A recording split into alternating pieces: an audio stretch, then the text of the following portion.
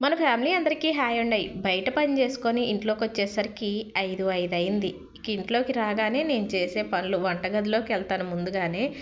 నైటే గిన్నెలన్నీ కడిగి పక్కన పెట్టేస్తానండి. అలాగే స్టవ్ దగ్గర కూడా శుభ్రంగా కడిగేసి తుడిచి ఇక అప్పుడు పడుకుంటానన్నమాట. ఇక తెల్లవారి లేవగానే వంటగదిలోకి వెళ్తే చాలా చూడటానికి అందంగా ఉంటుంది. పనులు చేసుకోవటానికి కూడా హ్యాపీగా చేసుకోవచ్చు. ఇక పొయ్యి దగ్గర నేను చేసే మొట్టమొదటి పని ఏంటంటే గిన్నె పెట్టి నీళ్ళు పోసి కొంచెం వేడి చేసుకొని ఒక 1/2 లీటర్ సుమారు నీళ్ళల్లో జీలకర్ర, వాము, సోంపు అన్నీ వేయించి పొడి చేసుకుంటానండి. ఇక గోరువెచ్చని నీళ్ళల్లో పొడి కొద్దిగా వేసుకొని తాగుతాను. ఇక ఒక స్టవ్ మీద ఏమో పాలు పెట్టాను, ఒక స్టవ్ మీద ఏమో టీ పెట్టాను.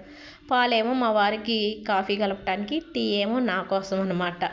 ఇక రెండెందుకని అనుకోవచ్చు. మొన్న ఈ మధ్యన దాకా ఇద్దరం కలిసి కాఫీ తాగాము. కాఫీ తాగకూడదు అంటున్నారని నేనేమో టీ పెట్టుకుంటున్నాను. అయితే ఒక్కసారి తాగితే ఏం కాదు అంటున్నారు, కానీ కాఫీ స్టార్ట్ చేశాక ఒక్కసారితో ఆగలేకపోతున్నాను.